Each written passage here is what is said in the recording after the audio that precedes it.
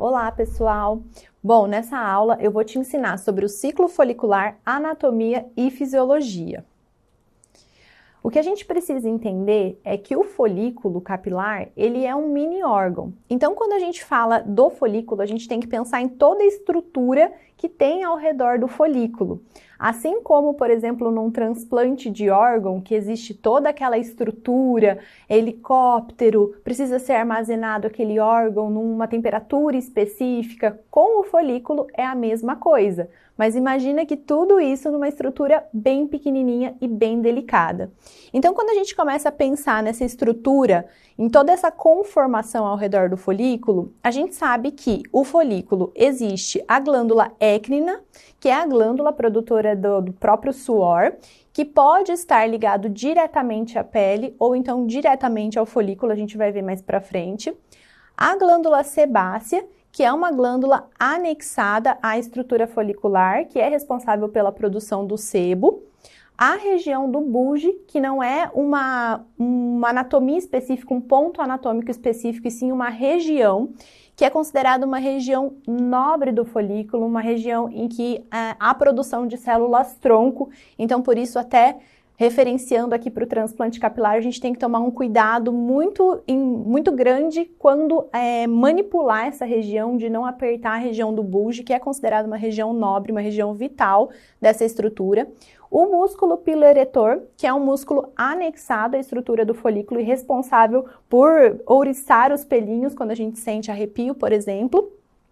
A região da papila dérmica, que também é considerada uma estrutura super nobre e é a região que vai receber a vascularização, inervação, então por isso que também é considerada uma estrutura principal folicular. Pensando principalmente também nas doenças que acometem o folículo, a região da papila dérmica ela tem que ser sempre lembrada e também a região do bulge, que é essa região nobre, quando acometida, quando sofre uma infiltração de células inflamatórias, pode haver um comprometimento até da formação do folículo e a gente vai ver isso com mais detalhe mais para frente.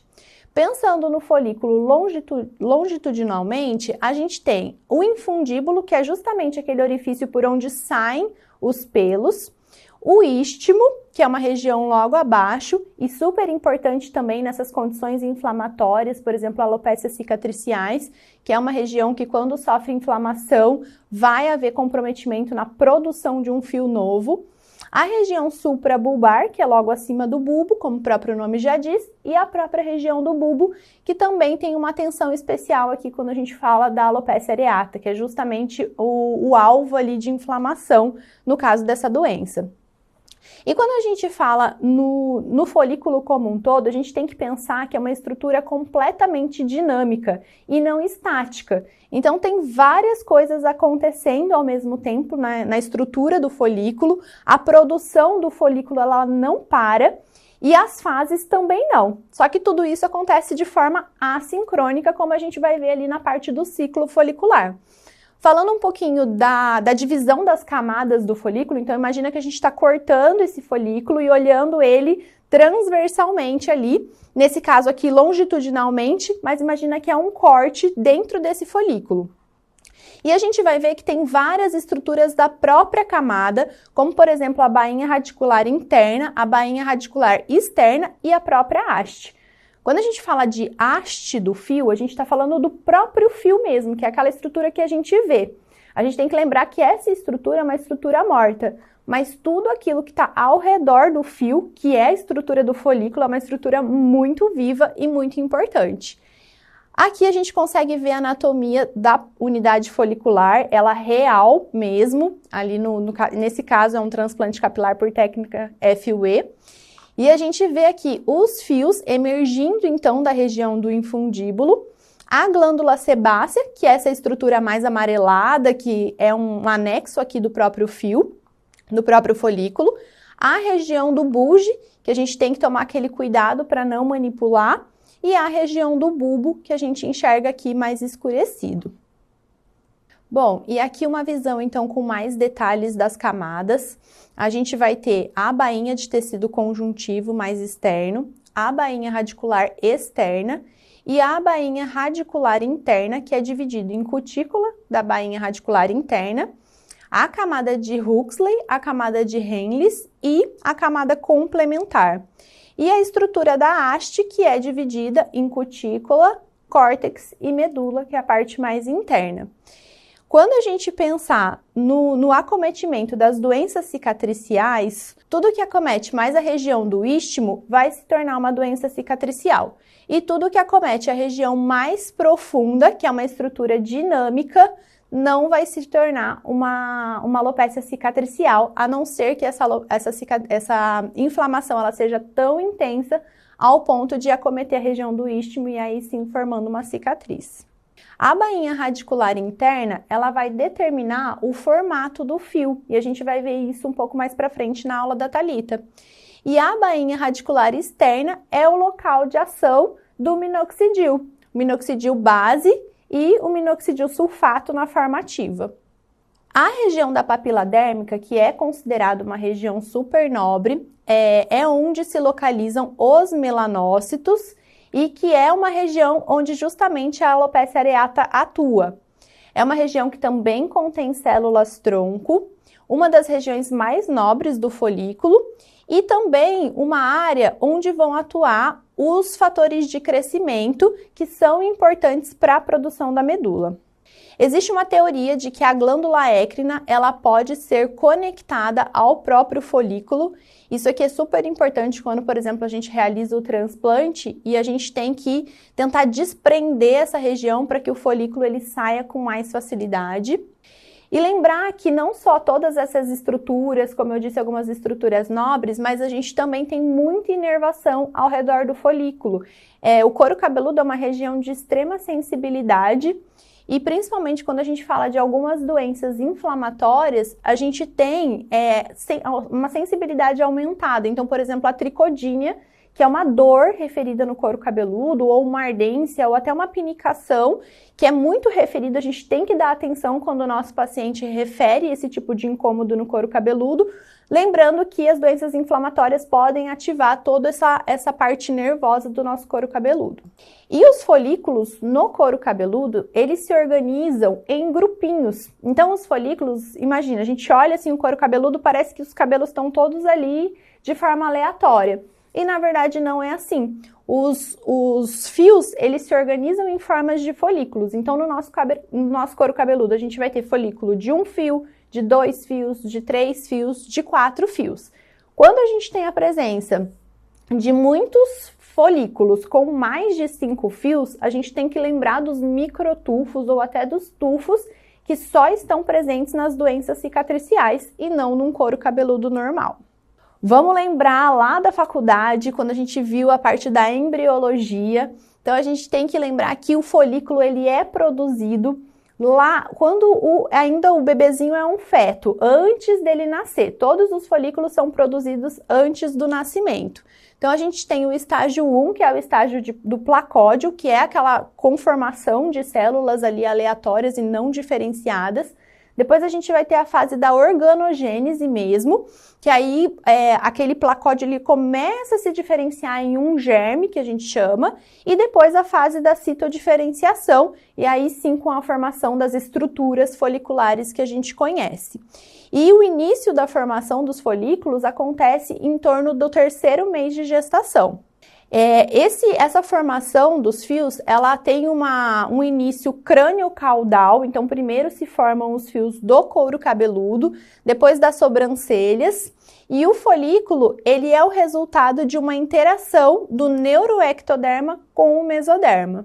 Aqueles fiozinhos mais fininhos, que às vezes o nenê até nasce com eles, é chamado de lanugem, é o primeiro tipo de pelo formado. E depois do nascimento do bebê, esses fiozinhos eles vão cair. Alguns bebês ainda nascem com ele, a gente consegue observar aquele pelo mais escuro no nenê, mas geralmente esses fios eles já caem até antes do nascimento do bebê.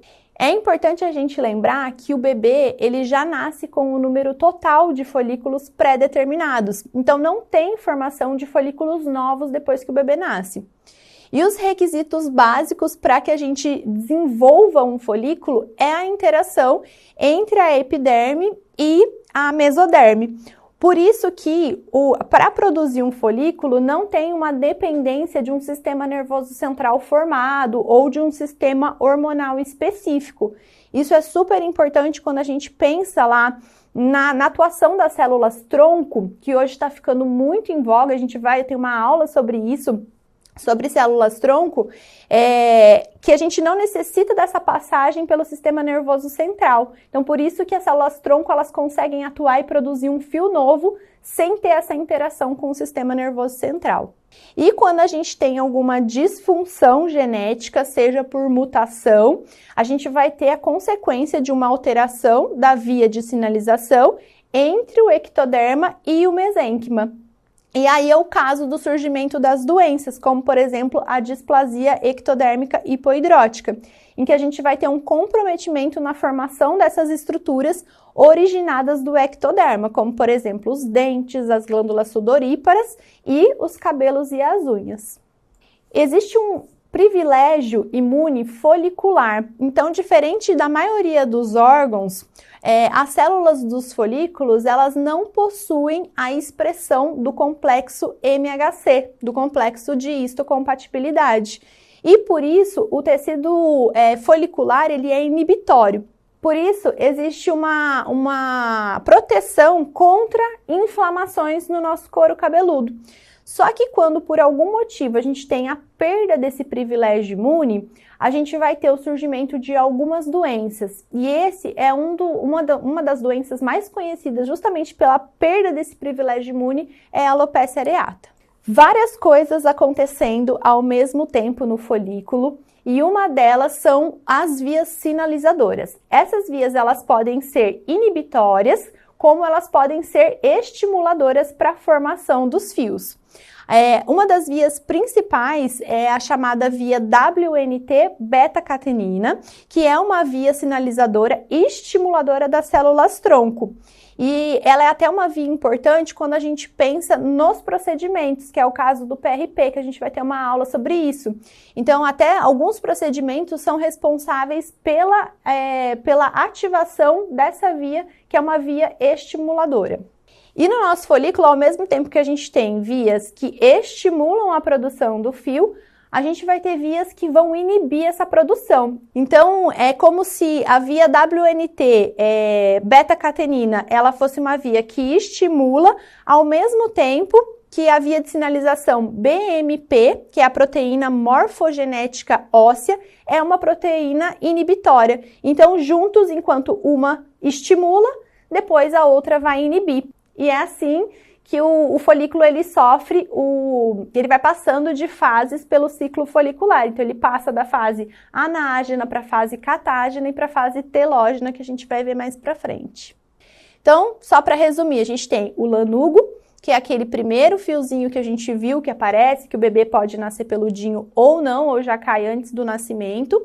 O fio vellus, que é o fio mais fininho que a gente tem, é um fio que não tem a medula, por isso ele não é pigmentado, que são os nossos fios corporais mesmo. E os fios terminais, que são os fios do couro cabeludo, os fios da sobrancelha, por exemplo, que não são androgênio dependentes, então não depende, por exemplo, do hormônio masculino, mas a gente tem aqueles fios que são androgênio dependentes e que vão aparecer a partir da puberdade, que também são fios que eram velos e se transformam em fios terminais, como, por exemplo, axilares e pubianos. E nós vamos ter os pelos nas diferentes áreas do corpo. Então, a gente tem pelos axilares e pubianos que vão depender diretamente da ação do hormônio da testosterona. Nós temos o pelo do tórax, suprapúbico e barba, que vão depender da ação do DHT. Por isso que a mulher ela vai ter pelos principalmente axilares e pubianos, e o homem, que tem tanto a testosterona quanto o DHT, ele vai ter pelos pubianos, axilares e também suprapúbico, barba e outros pelos que a mulher não tem. Aqui a gente pode ver através da microscopia esses 3 tipos de pelo, mas baseado também na sua espessura. Então, a gente tem um fio terminal, que ele geralmente tem um tamanho maior ou igual a 60 micrômetros. ou 0,06 milímetros, um fio intermediário, em que a gente tem o tamanho entre 0,03 e 0,06, e um fio velos, que é um tamanho menor do que 0,03. Para a gente não se confundir, existem alguns programas que fazem essa medição da espessura do fio, mas como na prática, no dia a dia, nem todo mundo tem acesso a esses programas, para facilitar a vida de vocês quando vocês olharem, por exemplo, numa microscopia dessa ou com o próprio dermatoscópio, a gente sabe que o fio grosso, que está apontado aqui na seta verde, ele vai ser o dobro da espessura de um fio considerado fino. Então, para a gente saber se o fio é fino ou não, a gente olha para um fio que a gente acha que é fino e olha para o fio mais grosso da tela. Se esse fio fino ele tiver menos do que 50% da espessura do fio grosso, a gente pode classificar ele como fio fino, e isso facilita bastante a nossa análise. No couro cabeludo, o normal é a gente ter uma relação terminal-velos maior do que 4:1, ou seja, não ter mais do que 20% dos fios com afinamento.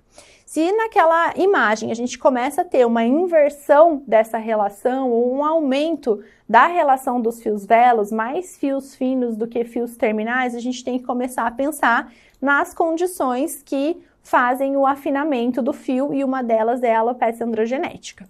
Então, os pelos terminais, eles têm o diâmetro maior do que 60 micrômetros, ele vai ter toda aquela estrutura de medula, de córtex e de cutícula.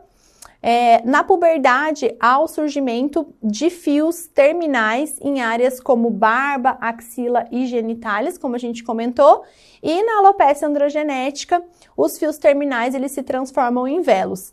Isso é um pouquinho controverso, tem algumas literaturas que trazem que ele realmente existe uma transformação em fio-velos e outra que ele simplesmente sofre um afinamento, mas que ele continua sendo um fio terminal. Na prática, ele acaba se transformando num velos porque ele vai perdendo até a capacidade de produção de cor quando esse fio sofre afinamento. Por isso que a gente vê o paciente ficando calvo e aqueles fios ficando mais loirinhos, mais claros. Bom, e é importante a gente saber que tudo acontece ao mesmo tempo. Então, ao mesmo tempo que a gente tem fios em fase de crescimento, a gente tem alguns fios em fase de apoptose, naquela fase de regressão, em que a gente vai ter queda dos fios. É normal a pessoa apresentar queda de cabelo, todo mundo vai ter uma queda de cabelo que é considerada normal.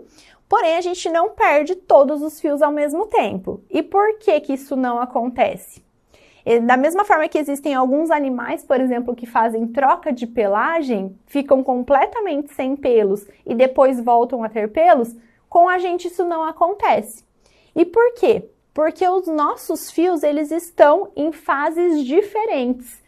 Esse ciclo acontece de forma assincrônica, que a gente fala.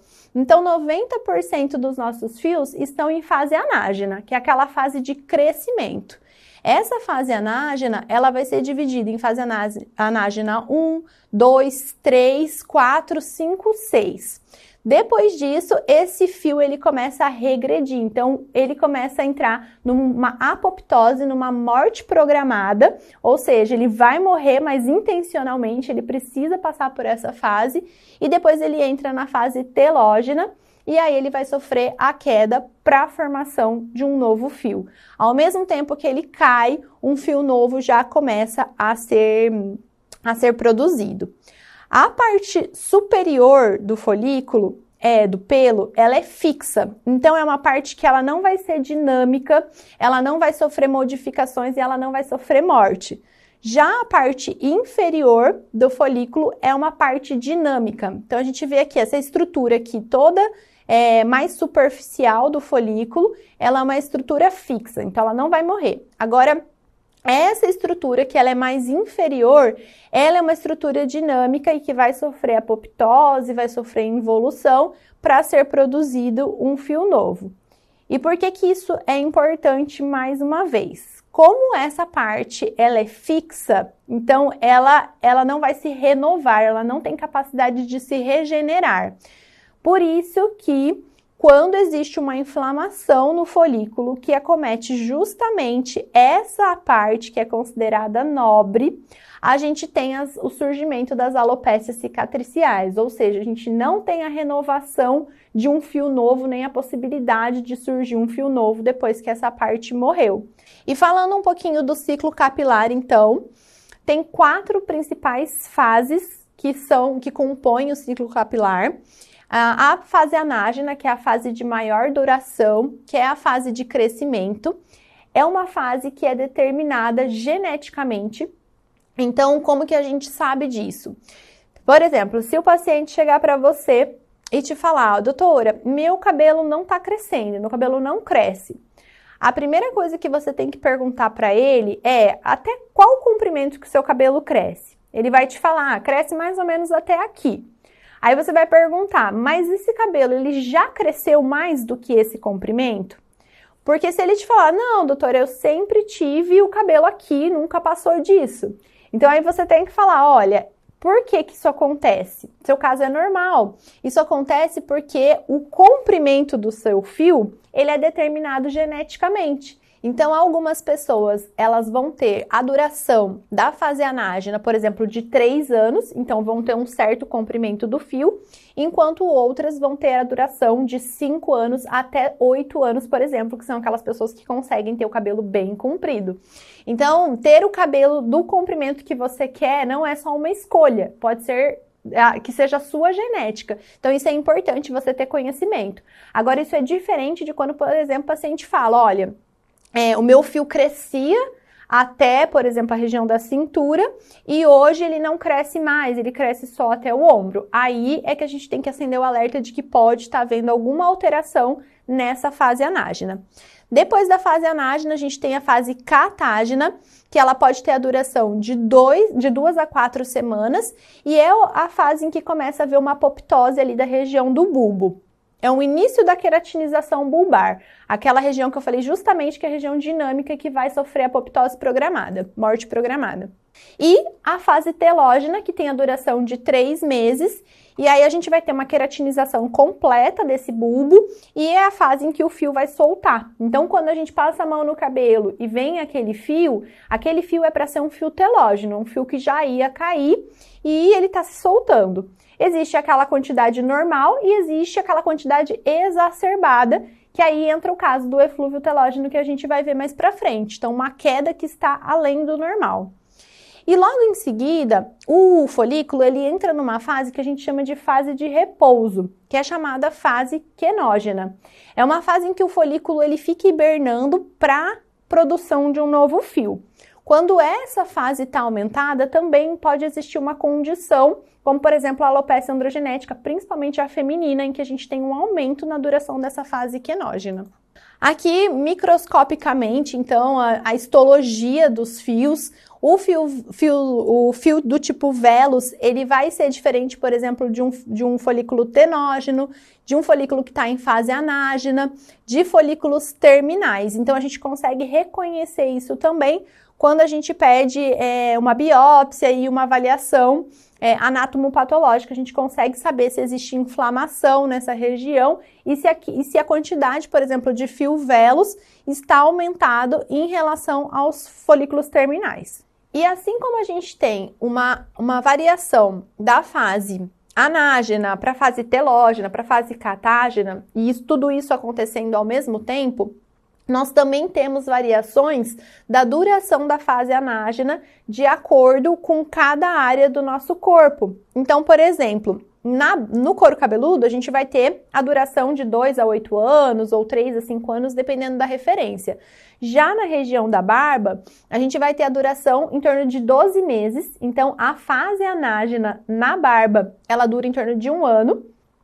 Já no tórax, na sobrancelha, nas pernas, a gente vai ter a duração da fase anágena de 4 a 6 meses. Por isso que, por exemplo, pensando no homem, os fios do tórax, ele não cresce tanto quanto os fios do cabelo. E já a barba, ele vai ter um comprimento maior, não vai chegar a ser um comprimento do cabelo, por exemplo, porque ele tem a duração de apenas 1 ano, depois disso ele vai sofrer a queda, mas ele tem um comprimento maior em relação aos outros fios corporais. O cabelo ele cresce em média 1 centímetro ao mês e existe um número total ali de folículos que vai de 100 a 150 mil. Bom, agora vamos entrar na questão da biópsia. Então, a biópsia ela é um procedimento que a gente pode lançar mão quando a gente tem dúvida do diagnóstico, por exemplo, daquele paciente, ou quando a gente quer fazer o acompanhamento daquele caso, a gente quer saber se aquela inflamação ela é leve, moderada, intensa. A gente quer saber onde está aquela inflamação. Então, por exemplo, será que ela está acometendo a região do istmo, para eu pensar nas alopécias cicatriciais? Ou será que ela está acometendo a região mais inferior ali do folículo?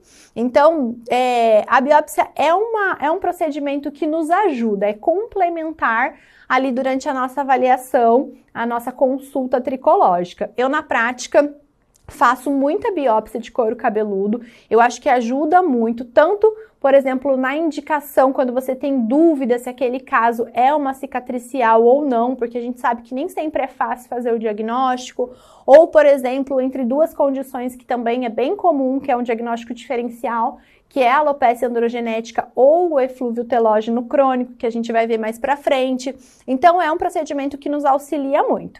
Mas fazer biópsia de couro cabeludo não pode ser de qualquer jeito. Então, a gente tem que seguir algumas referências para que a nossa biópsia, quando o patologista receber ali o nosso material, que ele consiga fazer essa análise de forma correta, entendendo o que está acontecendo. Então, assim, quando a gente vai coletar uma biópsia de couro cabeludo, a gente precisa, o ideal seria a gente coletar 2 amostras, que elas são complementares. Uma, para que a gente faça, para que o patologista realize um corte transversal e ele consiga olhar lá de cima o que está acontecendo com o folículo, e uma outra amostra para o corte longitudinal. E aí ele consegue ver a anatomia folicular como um todo, todas as estruturas, para saber se existe alguma alteração aqui nessa estrutura. Muitas vezes, o patologista ele vai apenas descrever os achados e cabe a você fazer a avaliação ali dos possíveis diagnósticos que a gente tem. Quando o médico ele entende a anatomia folicular, ele consegue interpretar o laudo da biópsia. Então, a biópsia ela vai trazer para a gente onde existe inflamação, se existe alteração de alguma arquitetura da região do folículo, e o médico que trabalha com o cabelo vai conseguir interpretar e conseguir fazer esse diagnóstico. É para isso que é essa aula, para vocês entenderem onde que existe inflamação e o que pode ser cada coisa. Então, durante o curso, vocês vão conseguir entender melhor tudo isso. Então é por isso que acontece, quando a inflamação acontece aqui, que o fio não começa mais a ser produzido.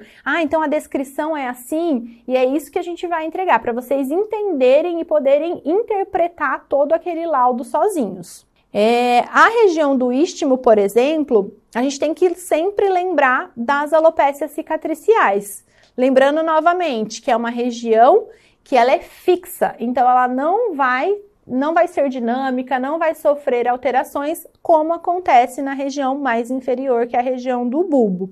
No nosso couro cabeludo, cada região também tem uma referência anatômica, então cada área leva um nome. E quais são essas áreas? A região frontal, que a gente vai ter o topete aqui principalmente, que é muito importante ali na cobertura do couro cabeludo, a hairline, essa região central, que é chamada de mid-scalp, ou ela também pode ser chamada de ponte, porque ela faz a conexão da região frontal com a região do vértex, e essa área mais posterior, que é chamada no transplante capilar, por exemplo, de área doadora, mas é a região occipital em que a gente vai ter os folículos de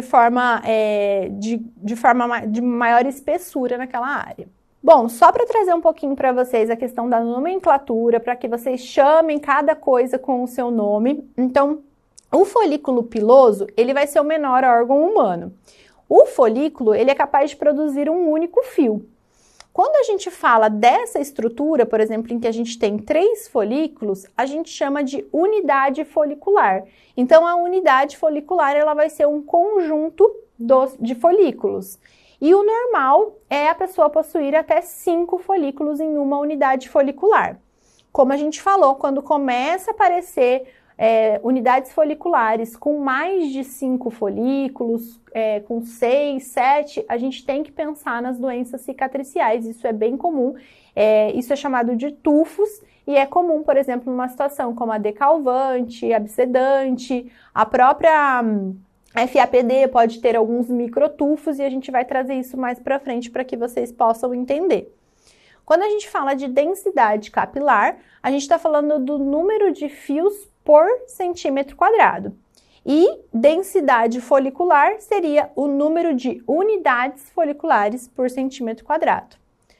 Então, as unidades foliculares, elas estão organizadas no nosso couro cabeludo, isso está muito bem, é um conjunto, existe até a teoria do mosaico, que a formação ali das estruturas, elas estão de forma arredondada, e por isso que, por exemplo, a alopecia areata, ela forma exatamente uma rodelinha, uma forma de moeda. Então, assim, é tudo organizado e não de forma aleatória.